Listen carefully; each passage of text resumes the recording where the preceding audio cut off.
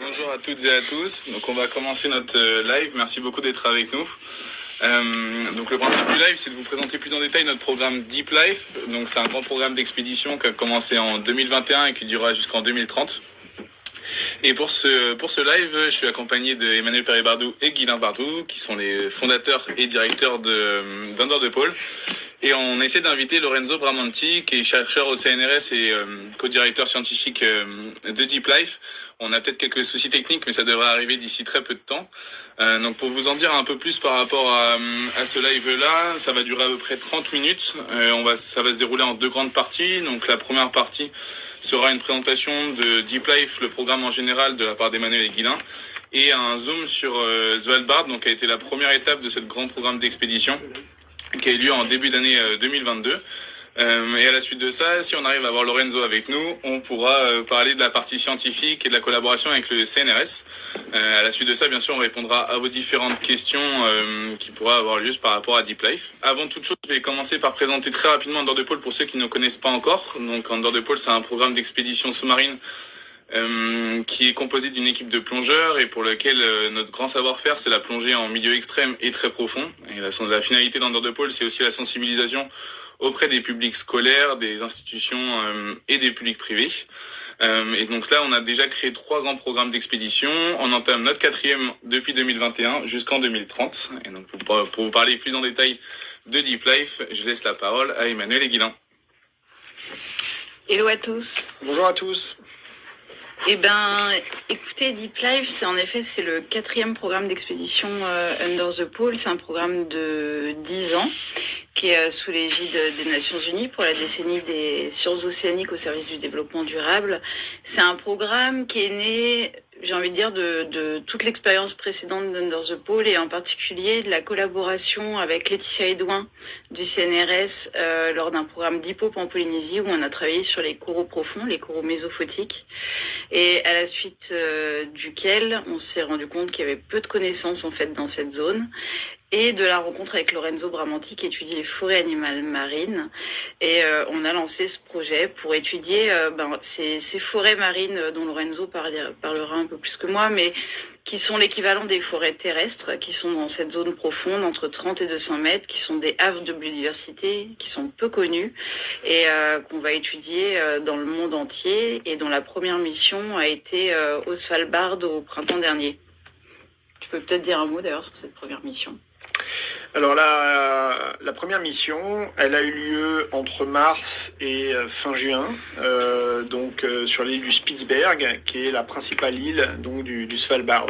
Alors le Svalbard, pour ceux qui situent pas, c'est l'archipel le plus au nord de la planète. C'est donc arctique au nord. Et c'est à environ 1000 km au nord du nord de la Norvège. Pour dire les choses autrement, c'est entre le nord de la Norvège et le pôle nord géographique. Voilà, donc il fait froid et on y était pour la première campagne de terrain de ce programme Deep Life. On a donc commencé par du polaire et dans quelques semaines, même pas, dans quelques jours maintenant, on attaque la deuxième mission qui sera aux Canaries, qui sera donc la partie tempérée. Et ensuite, au printemps prochain, on sera aux Caraïbes pour boucler la boucle de cette première année d'expédition avec donc un triptyque polaire, tempéré et enfin tropical avant que le Y ne revienne à la fin du printemps à Concarneau. Ce sera à peu près au mois de juin l'année prochaine. On peut dire un mot supplémentaire sur la mission au Spitzberg. Elle a duré à peu près 3 mois, donc 2 mois de plongée au Spitzberg.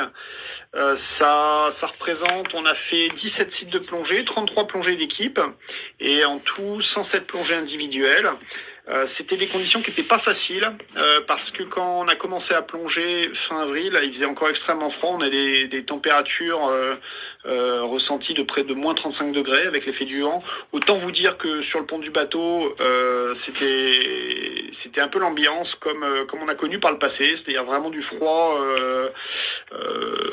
pas hivernale, mais on était assorti de l'hiver, donc c'était pas évident. Mais néanmoins, en fait, on a multiplié les plongées jour après jour sur toute la côte ouest du Spitzberg. On a commencé par la partie centrale, la baie des Rois, avec donc la baie des Rois, c'est là où il y a la base scientifique internationale de Ny-Ålesund, où on a fait une première période. Ensuite, on est monté plus au nord, toujours sur la partie ouest. On a attendu en fait que la banquise recule, monte, puis passe sur la partie est pour pouvoir se rendre là-haut. Et en fin de campagne, on est allé tout au sud, toujours sur la côte ouest du Spitzberg.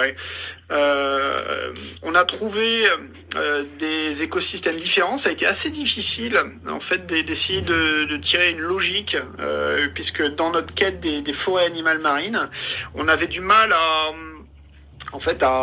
identifier les critères qui étaient favorables. Donc des fois c'est de la pure exploration.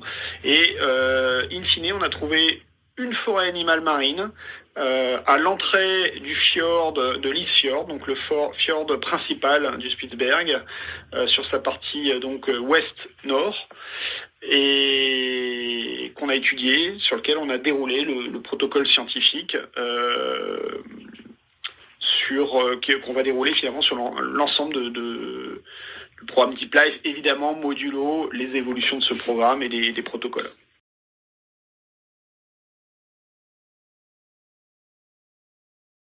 Bonjour, je suis Lorenzo Bramanti, chercheur CNRS et directeur scientifique, co-directeur scientifique avec Laetitia Duen du projet Deep Life de Under the Pole. Alors, on va prendre des questions parce que on a donc quelques questions qui défilent. Il y avait une première question donc de Sarah. Avez-vous fait des découvertes lors du passage au Svalbard? Alors, les découvertes scientifiques, il faut des temps pour analyser les données, etc. Mais on a des résultats préliminaires qu'on peut déjà mettre publier, on dira, divulguer. Et en fait, la première chose qu'on a découvert qu'il y a une forêt animale en Svalbard, une forêt qui est faite, comme on a dit, Guylaine et Manu, on a expliqué hier, une forêt des hydrozoaires. Ce sont des organismes invertébrés modulaires similaires aux coraux. Et donc ça, c'est déjà une découverte plus d'un point de vue de l'exploration, plus qu'une découverte scientifique, parce qu'on a communiqué, on a enregistré la présence d'une forêt animale. En parallèle, il y a eu beaucoup d'échantillonnage. Alors ça, dans la forêt, sur un protocole, mais aussi sur les autres sites qui ont été étudiés finalement. On n'a pas forcément déroulé tout le protocole qui était initialement prévu et qui était plutôt pensé pour la recherche et l'étude de ces forêts. Mais néanmoins, il y a eu beaucoup d'échantillonnage de faits avec en particulier des éponges et une espèce de coraux. On attend la phase laboratoire pour pouvoir en dire plus, mais il y a eu un intérêt très fort autour de ces prélèvements. Peut-être un petit mot aussi sur Deep Life et comment on est organisé, en fait, parce que je sais que ça interroge parfois les gens. Nous, à Under the Pole, on a une coordinatrice scientifique, Mérina Boulet, qui fait la coordination avec le consortium. Le consortium, c'est donc, comme on le disait, on a 2 directeurs scientifiques, Laetitia Edouin et Lorenzo Bramanti du CNRS. Et ensuite, il y a une quarantaine de scientifiques internationaux, des laboratoires de recherche dans ce consortium, qui vont chacun apporter leur pierre à l'édifice, soit en montant à bord sur le terrain, soit en recevant des échantillons ou des données des scientifiques embarqués, et qui vont donner les clés pour réaliser les protocoles partout où on va. Et l'idée, évidemment, c'est d'avoir des publications scientifiques. Et nous, ça, c'est le travail des scientifiques. Et nous, Under the Pole, notre travail, ça va être ensuite de vulgariser et de communiquer sur ces publications. Alors, en effet, comme on le disait au début, vers différents publics. Donc, ça peut être les scolaires, ça peut être l'UICN, dont on est membre, la plateforme Océan Climat, l'ONU, avec la décennie. Mais aussi le grand public, la société civile, avec la réalisation de documentaires, de reportages. Donc voilà, l'idée c'est vraiment de sensibiliser un large nombre de personnes grâce au travail que les scientifiques mènent à bord. Alors, une question de Sarah, auquel on va avoir du mal à répondre. Du coup, avez-vous senti via analyse en labo que les forêts étudiées au Svalbard sont atteintes des pollutions, changements de température des eaux, etc. Et bon, la réponse est non. C'est non. Pourquoi nous, en cherchant, fait des forêts mésophotiques, des forêts dans une zone profonde où les effets des réchauffements climatiques sont moins évidents. Du coup, nous, on va chercher ces forêts, guillemets, protégées, réfugiées par les réchauffements climatiques, parce qu'on veut comprendre le fonctionnement dans l'état bon de santé. Du coup, on peut dire que les forêts qu'on a trouvées sont en bon état de santé et ne sont pas encore touchées par le réchauffement climatique, parce qu'elles sont des zones refuges à une profondeur de plus de 50 mètres où difficilement la température de l'eau se réchauffe. Vous vous souvenez que la température de l'eau se réchauffe en surface, surtout dans les premières 10-15 mètres, mais plus au fond, des moments, il y a encore un petit refuge climatique. Au moins, on va chercher, c'est ça un des objectifs de la mission, des questions scientifiques, c'est ça, c'est prouver et démontrer, chercher de comprendre si ces refuges profonds sont des refuges climatiques. Et ça vient à la question un peu plus compliquée des questions scientifiques. Les questions scientifiques sont beaucoup. C'est une expédition de 10 années. On fait à peu près 2 ou 3 missions à l'année. Du coup, les questions scientifiques sont beaucoup. Si je vais faire un résumé des questions scientifiques, c'est surtout l'écologie fonctionnelle de ces forêts. On veut comprendre comment les fonctionnements. On veut faire une proof of concept, prouver un concept nouveau, le concept de microclimat physique et biologique et biochimique. Du coup, on veut comprendre combien et si l'environnement à l'intérieur des forêts c'est différent à l'extérieur, associer une biodiversité à la démographie des forêts et comprendre le fonctionnement écologique de la relation biodiversité-microclimat, démographie de la forêt. Et au final, toutes ces, on dira, avancements de questions scientifiques qui répondent verra utilisés pour proposer des actions de gestion efficaces. C'est vraiment des choses qui s'étudient dans le temps. Donc ce serait déplacé de se prononcer sur la question. Ce qu'on peut dire par ailleurs, c'est que la question du réchauffement climatique a des impacts majeurs en zone polaire. Il y a des effets qui sont très connus. On va en donner 2, par exemple, pour le Spitzberg. Il y a 15 ans, les premières fois que 17 ans, on s'est rendu au Spitzberg avec Emmanuel. Il y avait bien davantage de banquises qui étaient encore présentes sur la côte ouest du Spitzberg, par exemple à la saison quand on a commencé au mois d'avril. Ça, c'est un déclin qui a été très marqué, très visible d'année en année depuis, qui est lié en fait au Gulf Stream qui vient lécher la côte ouest du Spitzberg et avec un phénomène de fonte qui est évident. Dans le même registre, en 15 ans, il y a eu un retrait d'un des glaciers de la baie du Roi de 4 km à l'intérieur du fjord. Et en 40 ans, les scientifiques ont mesuré une hausse moyenne des températures de 6 degrés. Voilà. Ça, c'est des données qui sont scientifiques, qui ne viennent pas directement de notre programme et qui illustrent le réchauffement climatique. Alors, on avait une question de Jean-Luc Pourrière. Salut Jean-Luc.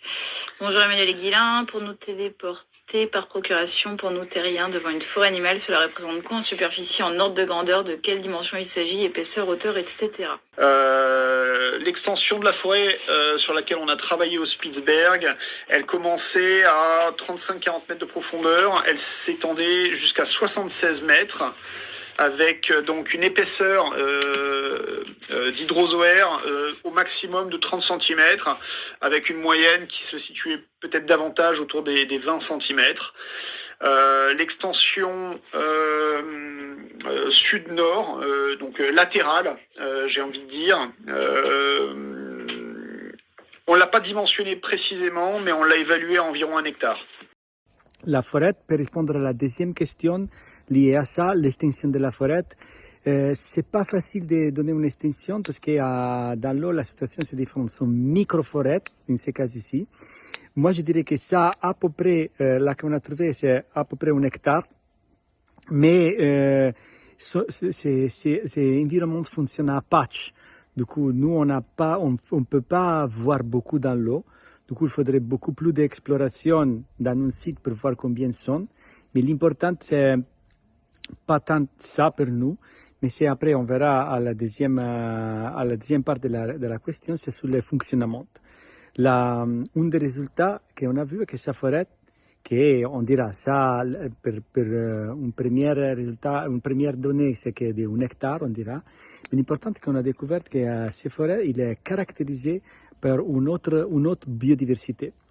On a trouvé beaucoup d'invertébrés et des fesses larvaires des vertébrés, des poissons, qui vivent à l'intérieur de la forêt, mais surtout sous les singles colonies. Du coup, on a découvert quelque chose, on a trouvé quelque chose qui n'era pas expecté, de trouver des hautes biodiversités, de ce qu'on appelle épifauna, aussi des animaux qui vivent sous les petits arbres, on dira, sous les petits hydrozoaires, colonies d'hydrozoaires. Du coup, ça, c'est le résultat préliminaire, c'est qu'il a une autre biodiversité associée. Et le résultat scientifique plus avancé sera qu'on cherchera de quantifier d'un point de vue taxonomique et numérique sa diversité et l'associer à la démographie de la forêt, aussi à la extension, appunto, mais aussi à la structure de taille des arbres de la forêt. Ça, c'est tout un travail in fieri. Voilà ce qu'on peut dire pour le moment.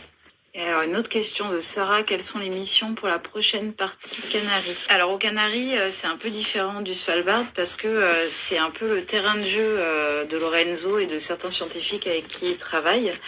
Et donc, on va être 2 mois là-bas, dont 1 mois à Lanzarote, où Lorenzo a déjà plongé depuis longtemps. Nous, ça va permettre en fait d'approfondir vraiment le programme qu'ils ont sur une forêt de coraux noirs qui est à Lanzarote. On va en particulier pouvoir dérouler un protocole plus important scientifique avec plus d'études, mais aussi plonger plus profond que ce qu'ils ne l'ont fait jusqu'à maintenant. Ce sera aussi, je crois, le kilomètre zéro d'un corridor écologique internationaux sur les forêts animales marines. Et le 2e mois va être consacré vraiment à de l'exploration dans différentes îles de l'archipel, en particulier pour étudier la connectivité entre ces différentes forêts animales et constater s'il y a ou pas de la connectivité. Alors, on a une nouvelle question qui vient de tomber. Est-il donc une question de Charlie Dos Santos, est-il prévu dans le futur du programme d'aller vers l'Antarctique? Alors oui, dans probablement quelques années, Deep Life, c'est un programme, donc on le disait tout à l'heure en introduction, qui va durer près d'une décennie, qui est programmé en tout cas jusqu'à 2030, mais ça durera même peut-être au-delà, on verra. D'ici là, il va se passer beaucoup de choses. Alors, on va travailler à la fois dans les zones polaires, dans les zones tempérées, dans les zones tropicales, avec un parcours qui se construit d'année en année. Là, on a déjà une projection ferme jusqu'à 2024. L'Antarctique, ce sera probablement un peu plus tard avec le futur bateau d'Under the Pole, le Why Not, qui est en fin de phase de développement et dont on va lancer la construction prochainement et qui sera beaucoup plus adapté que le Why pour aller en Antarctique, parce que aujourd'hui on est très chargé sur le Why, on est à capacité maximum, on va dire. Et c'est vrai que l'Antarctique, c'est une destination parmi les destinations du monde qui est particulière, qui est difficile, parce que le Drake, ce passage entre le sud de l'Amérique, la Patagonie, le Cap Horn si vous voulez, et puis les premières îles en face, côté péninsule antarctique, c'est une zone de navigation de quelques jours qui peut être très changeante d'un point de vue de la météo, et donc on peut se retrouver dans des conditions difficiles et imprévues. Et vu le chargement qu'on a, et puis vu le programme qu'on aura en Antarctique aussi, c'est certain que le faire avec le Why Not et un caisson de décompression à bord, c'est beaucoup plus opportun. Donc on se presse pas, on le fera le moment venu, dans les bonnes conditions. Peut-être un petit mot sur les spécificités du Why Not, puisque tu en parles, en fait, et sur le développement de ce bateau. Pourquoi on a voulu un nouveau bateau? Pourquoi on a voulu un nouveau bateau? Simplement parce que le Why, cette fabuleuse goélette, avec laquelle on a navigué, avec laquelle on a mené les expéditions Under the Pole depuis 2013, et ben on est à saturation. À bord, il n'y a plus de place, voilà, parce qu'on est déjà entre 12 et 14 en général, avec du matériel dans les fonds, sur le pont, dans les cabines, partout, on pousse les murs autant que possible, et ça fonctionne bien, mais nos projets ont évolué, ils ont grossi. Aujourd'hui, on est sur des belles collaborations scientifiques avec notamment donc le CNRS en France, hein, encore une fois, avec Lorenzo Bramanti, Laetitia Edouin qui portent ce programme Deep Life au niveau scientifique, mais derrière c'est tout un consortium, c'est du monde, et ce monde, il vient à bord sur les différentes missions, et donc il faut de la place. Ça, c'est une première chose. On a plus de matériel, on a plus de plongeurs, on a plus de besoins. Un autre aspect, c'est la sécurité. On est sur des programmes de plongée profonde, quotidien, et c'est à la fois du bon sens puis une obligation réglementaire d'avoir un caisson de décompression à proximité. Alors aujourd'hui, c'est très contraignant parce que ça nous oblige à nous orienter autant que possible vers des destinations qui ont des caissons de décompression, et donc forcément ça élimine d'autres destinations. Et puis quand on fait de la plongée profonde au quotidien, au-delà de la réglementation, c'est du bon sens en fait que d'avoir un caisson opérationnel en dur à bord. Voilà, et donc pour ces raisons-là, pour la volonté d'avoir un laboratoire, même 2 laboratoires de biologie à bord du bateau, d'avoir des espaces de travail plus importants, d'avoir la capacité de stocker plus de matériel, de semi-rigides sur le pont. Voilà, pour toutes ces raisons-là, on a imaginé un nouveau bateau. Il s'appelle le Why Not, il fera 37 mètres de long, et ce sera aussi une goélette qui naviguera avec le vent.